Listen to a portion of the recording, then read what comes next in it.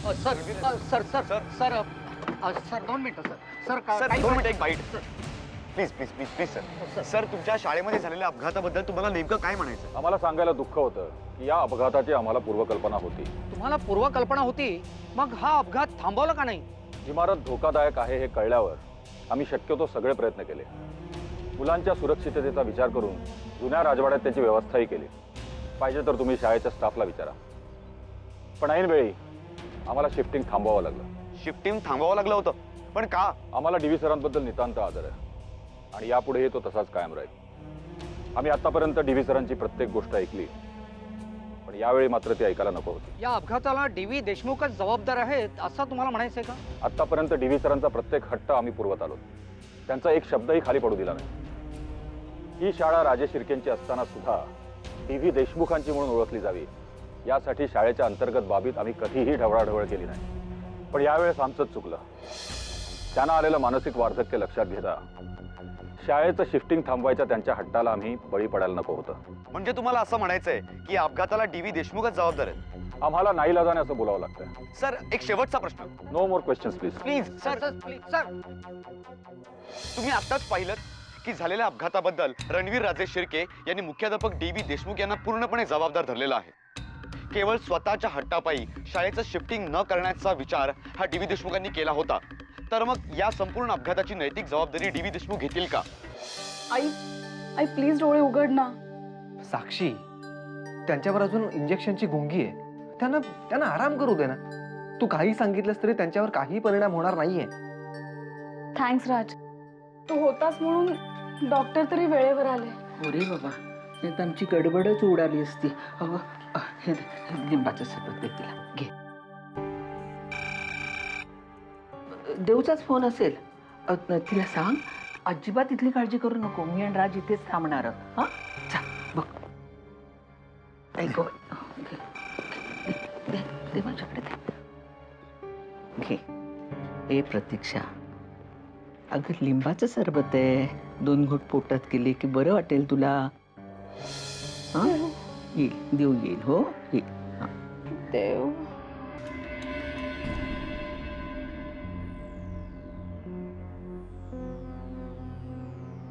प्रत्येक वेळी मी बोलतो म्हणून सगळ्यांच्या नजरेत येतो, पण मी का बोलतो हे आता पाहिलंत ना. आता तरी जरा डोळे उघडा. मोरे सर बरोबरच बोलतायत. आपण ह्यापूर्वीच त्यांना पूर्ण पाठिंबा दिला असता ना, तर कदाचित आजची ही वेळही आली नसती. एवढं सगळं घडून गेल्यानंतरही डीव्ही सरांची बाजू घेणारे आपल्यामध्ये काही आहेतच. आपल्यापैकीच काही जणांनी डीव्ही सरांना परमेश्वर बनवून ठेवलंय. डीव्हींची आत्ताची स्थिती पाहता बदलत्या परिस्थितीनुसार मला वाटतं निर्णय घेण्याची ही नवीन संधी प्राप्त झालेली आहे. या धक्क्यातून आता डीव्ही सावरतील असं मला नाही वाटत. राव पिके, मला वाटतं आपण विद्यार्थ्यांचा अधिक विचार करायला हवा, नाही का? नाही, कारण शिक्षक म्हणून आपली सुद्धा काही जबाबदारी आहे. आपण का विचार करायचा? ज्यांनी शाळेची इमारत वाचवण्याचा मोठेपणा केला त्यांनी विचार करायला हवा. अरे या मुलांच्या काळजीपोटीच मी राजे शिर्केंच्या पाठीमागे ठामपणे उभा राहिलो होतो. पण त्यावेळी माझ्या हेतूबद्दलच शंका घेऊन डीव्ही सरांनी सांगितल्याप्रमाणे तुम्ही सर्वांनीच आपला निर्णय बदललात. आता त्यांनाच जाऊन सांगा जखमी मुलांचा विचार करा. आता काय विचार करणार? आपण त्यांना बघायला गेलो तर त्यांनी साधे डोळे सुद्धा उघडले नाहीत. मग देवयानीबाईंना जाऊन सांगा. त्या स्वतःला डीव्ही सरांच्या वारसदार समजतात ना.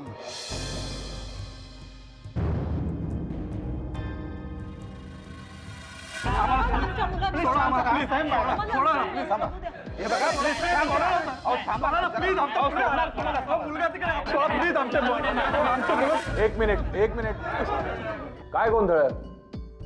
शांत व्हा प्लीज.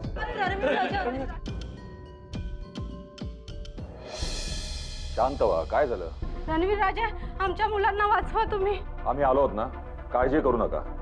तुमच्या मुलांना काहीही होणार नाही. पण डीव्ही सरांच्या हेकेखोरपणाची शिक्षा आमच्या मुलांनी का भोगायची? आम्हालाही हाच प्रश्न पडलाय आणि म्हणून मुलांना वाचवायला आम्ही ताबडतोब निघून आलो. रणवीर राजे, तुम्ही काहीतरी करा.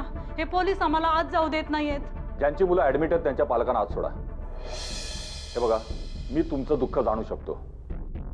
मला कल्पना आहे की हे सगळं DV सरांमुळे झालं, पण आम्ही सुद्धा या शिक्षण संस्थेचे मालक आहोत आणि आमची काही जबाबदारी आहे. आणि या जबाबदारीच्या जाणीवेतूनच प्रत्येक जखमी मुलाच्या पालकाला आम्ही 1 लाख रुपयाची मदत जाहीर करतो. आपल्याला काहीतरी मदत करताय. चांगला माणूस आहे ते. देव माणूस आहे. आता आपल्याला एवढ्यावर थांबून चालणार नाही. जी चूक आम्ही भावनेच्या भरात केली ती पुन्हा होऊ नये म्हणून आपल्याला खबरदारी घेतली पाहिजे. त्या DV सरांना आता जाब विचारायलाच हवा. आमच्या मुलांच्या जीवाशी खेळण्याचा त्यांना काही एक अधिकार नाही आहे. आता शांत बसू नका. तुमचा हा जोश आणि तुमची ताकद मुलांचं आयुष्य वाचवू शकेल. एकदाच काही ते लढा, पण निर्णायक लढा. हो आम्ही लढणार. हो आम्ही लढणार. आम्ही लढणार. लढणार आम्ही. चला माझ्याबरोबर.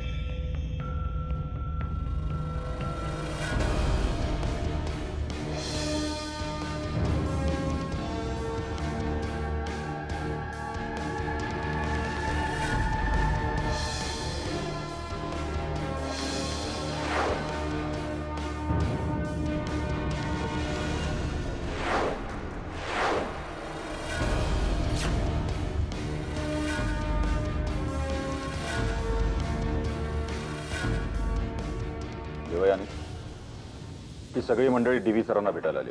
कुठे आहेत ते? दादू आता तुम्हाला भेटण्याच्या मनस्थितीत नाही आहेत. यापेक्षा वेगळ्या उत्तराची अपेक्षा आम्ही केली नव्हती. मिस देवयानी, या अपघाताची नैतिक जबाबदारी स्वीकारायला DV सर तयार आहेत? अपघातामागील खरं कारण अजून लोकांसमोर यायचं आहे. आमच्या मुलांचा जीव जात असताना तुम्ही कसली कारणं शोधताय? ताबडतोब DV सरांना आमच्या समोर उभे करा. DV सर जर स्वतःला निर्दोष समजत असतील तर ते लोकांसमोर यायला घाबरतात का? ते कुणालाही घाबरत नाहीत. उगाचच कुणीही स्वतःबद्दल गैरसमज करून घेऊ नयेत. DV सर जर आमच्या समोर येणार नसतील तर आम्ही कुणाला जाब विचारायचा? देवयानीलाच विचारा. शाळेचं शिफ्टिंग होऊ नये म्हणून आमची मनधरणी करायला ही सुद्धा राजवाड्यावर आली होती. या सगळ्या घटनेला DV इतकीच ही सुद्धा जबाबदार आहे. आम्हाला DV सरांना भेटायचंय. तुम्हाला त्यांना भेटता येणार नाही. देवयानी, तुझ्या दादूंसारखा हट्टीपणा करू नकोस. सगळ्या मुलांच्या जगण्या मारण्याचा प्रश्न आहे हा. ही शाळा नाही, हॉस्पिटल आहे. आणि इथे जमलेल्या प्रत्येकाला माहिती आहे की DV मुळे अपघात झालेला आहे. आतापर्यंत आम्ही शांत राहिलो, त्याचा तुम्ही खूप फायदा घेतला. यापुढे घेऊ नका. लोक खूप संतापली आहेत. त्यांना आवरणं जड जाईल. कुठे आहे DV सर? मुलांना झालेला अपघात सहन न झाल्यामुळे त्यांचं ब्लड प्रेशर वाढलंय. ते अंडर ऑब्झर्वेशन आहेत. चांगला ड्रामा आहे. आम्ही DVनं फक्त मानसिक वार्धक्य आलं एवढंच समजत होतो. वाह रणवीर राजे, लोकांचेही डोळे उघडे आहेत. तुम्हाला काय वाटलं? लोकांना कळत नाहीये ड्रामा कोण करताय ते. इतकीच जर मुलांची काळजी होती ना तर लोकांना एकत्र करून राजकारण खेळत बसला नसतात तुम्ही. अपघातात जखमी झालेली मुलं कुठे आहेत हे जाणून घेण्यापेक्षा DV कुठे आहेत हे तुम्हाला जास्त महत्त्वाचं वाटतं. एनिवेज, मला तुमच्याबरोबर बोलण्यात वेळ फुकट घालवायचा नाहीये, कारण त्यापेक्षाही जास्त महत्त्वाचं मला मुलांचा जीव वाटतो. पण एक गोष्ट लक्षात ठेवा, तुमच्या सगळ्या प्रश्नांची उत्तरं मी एक दिवस या सगळ्या पालकांसमोर देईन. मिस देवयानी, आपल्या हॉस्पिटलमधला O निगेटिव्हचा साठा संपलाय आणि लवकरात लवकर काहीतरी अरेंज करायला हवं. It's an emergency. चला, मी येते तुमच्या बरोबर. चल देऊ, मी पण येतो तुझ्या बरोबर. चला. एक मिनिट. बघितलं, पुन्हा यांची ड्रामेबाजी सुरू झाली. वाईट एवढंच वाटतं की तुमच्या हे लक्षातही येत नाही. तुमच्या मुलांना रक्तबंबाळ करणारे आता रक्तदान करायला निघालेत. आणि यानंतर सुद्धा तुम्ही हातावर हात धरून नाटक बघत राहणार. देवयानी बाई, बाद झालं. आता आमच्या मुलांचा दाता बनण्याचा काही एक गरज नाहीये. कुणाचं तरी ऐकून काहीतरी वेडेपणा करू नका.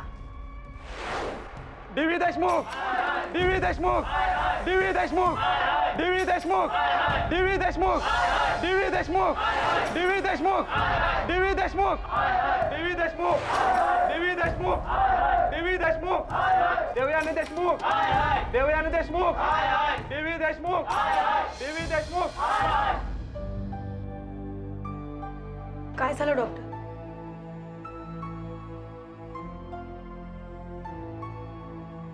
डॉक्टर प्लीज सांगा ना, काय झालं? I am sorry. एकूण जखमी मुलांपैकी 2 मुलांना आम्ही वाचवू शकलो नाहीत.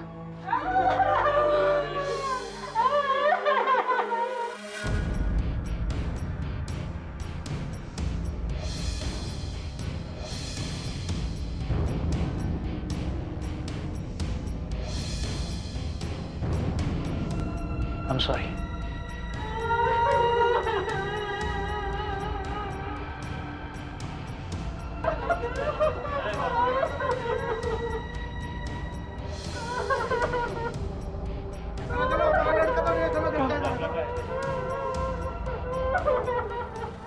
या अपघाताचे वृत्त समजताच शाळेचे संस्थाचालक रणवीर राजे शिर्के तातडीने हॉस्पिटलमध्ये धावून आले आहेत. त्यांना आलेलं मानसिक वार्धक्य लक्षात घेता शाळेचं शिफ्टिंग थांबवायच्या त्यांच्या हट्टाला आम्ही बळी पडायला नको होतं.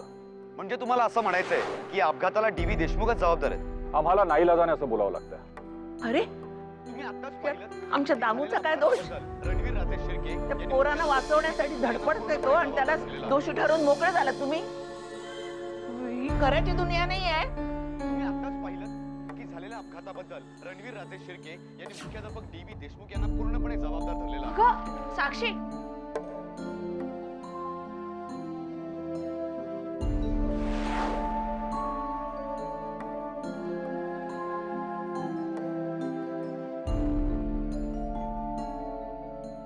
बाई तू रडू नकोस. परमेश्वर सारं पाहतोय. अगं पोटची पोरं दगावल्यावर आईबापांना काय वाटत असेल, त्यांची काय अवस्था होत असेल ते समजू शकते मी. पण त्यात माझ्या दाम्याचा काय दोष आहे? हा हा राजे शिर्के असं कसं बोलू शकतो? तो अर्थी मेला. बघा ना हो काकू, बाबांवरच ही अशी एका पाठोपाठ एक संकट का कोसळत आहेत? त्याने काय कोणाचं वाईट केलंय हो? आणि माझ्या देऊन सुद्धा. शांत राहा. परमेश्वरच आपली परीक्षा घेऊ इच्छितोय, त्याला आपण तरी काय करणार? पण एक लक्षात ठेव, माझा दामू आहे ना, हे सगळ्याला पुरून उरणार आहे. तू धीर सोडू नकोस बाई. देऊसाठी तरी या घरात तुला ताठ मानेनं उभं राहिलंच पाहिजे. अगं पहिल्यांदा लढते ती दामू बरोबर. ती घरी आली आणि तिने तुला असं पाहिलं तर काय वाटेल तिला? अगं प्रतीक्षा, सगळं शांत. मुला दादू, दादू, दादू,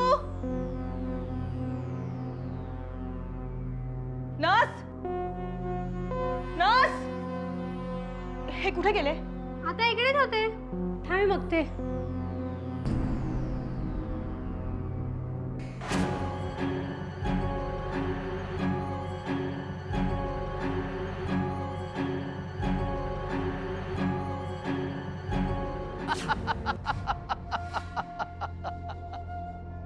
DV देशमुख, DV देशमुख ऐक, ही लढाई आम्ही जिंकलोय आम्ही, आणि तू हरलास. आता बस बस त्या हॉस्पिटलच्या पायऱ्यांवर विचार करत, दगावल्या गेलेल्या मुलांचा विचार करत बस हॉस्पिटलच्या पायऱ्यांवर. तुझा स्वाभिमान, तुझा आत्मसन्मान आम्ही आमच्या पायाखाली चिरडून टाकलाय, त्या मुलांना चिरडला तसा. ऐका देशमुख, नाही तुझ्या त्या मुलांच्या आक्रोशापुढे आमचा आवाज तुझ्यापर्यंत जात नसेल तरी सुद्धा लक्ष देऊन ऐक. त्या शाळेच्या जागेवर आम्हाला मॉल बांधण्यापासून कोणी रोखू शकत नाही. DV Deshmukh, I am very happy Natasha, I am very happy, I am very happy. काय झालं? दोषी शांत का? राजे शिर्केंना एवढी मोठी लढाई तुम्ही जिंकून दिलीत तरी सुद्धा तुम्ही शांत का नताशा? तुमच्या परफेक्ट प्लॅनिंगमुळे ही गोष्ट शक्य झाली. थँक्यू. लक्षात घे, या विक्रमादित्य राजे शिर्केने आयुष्यात पहिल्यांदा तुला थँक्यू म्हणलंय. I am very happy, very happy.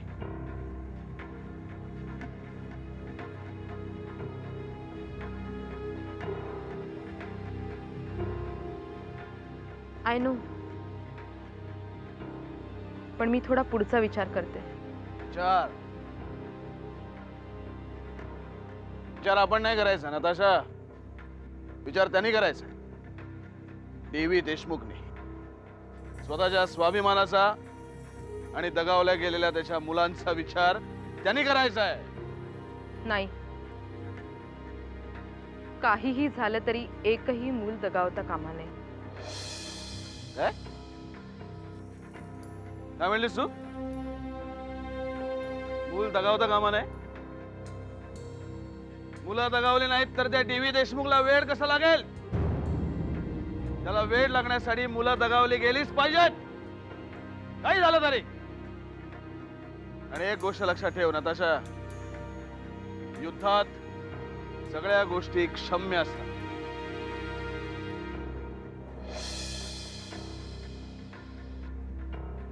आज पहिल्यांदा असं वाटतंय क्षम्य आणि अक्षम्याचं हे सोयीस्कर गणित नताशाला जमलं नाही.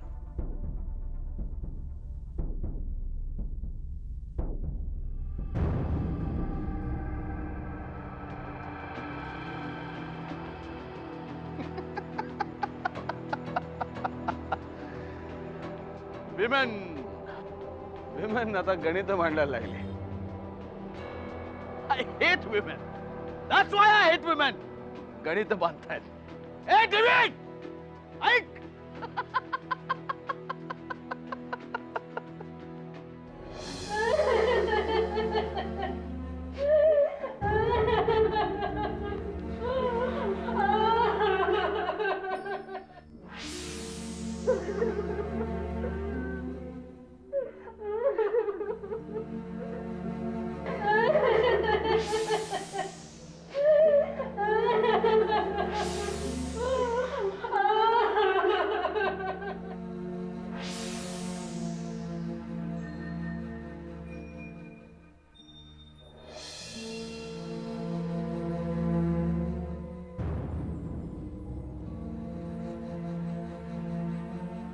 काय झालं देवयानी?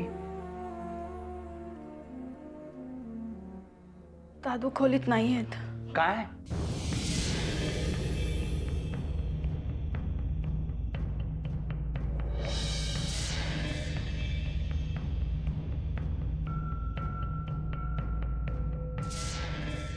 हे सगळं तुमच्यामुळे झालंय. मुलांच्या मरणाला फक्त तुम्ही आणि तुम्ही जबाबदार आहात. इथं आमची मुलं मारतायत आणि तुम्ही कसले एकमेकावर आरोप करताय? बघता काय? मारायला डीव्ही देशमुख, डीव्ही देशमुख. घाबरू नकोस देवयानी, यू आर सेफ नाव. कारण तू आता राजेश शिर्केंबरोबर आहेस. आम्ही जसं एखाद्याला पोचवू शकतो तसं वाचवूही शकतो. ते बघ देवयानी, तू अजून खूप लहान आहेस आणि कॉपी करतेस डीव्हींची, जे स्वतःच आता पराभूत आहेत. एनिवे, घरी कशी जाणार आहेस? नाही म्हणजे तुम्हा मध्यमवर्गीय लोकात असे संस्कार असतात की मुलीने 7च्या आत घरात यायला पाहिजे, म्हणून विचारतो. माझी गाडी आणि ड्रायव्हर आहेत, ते तुला सोडतील. ठीक आहे?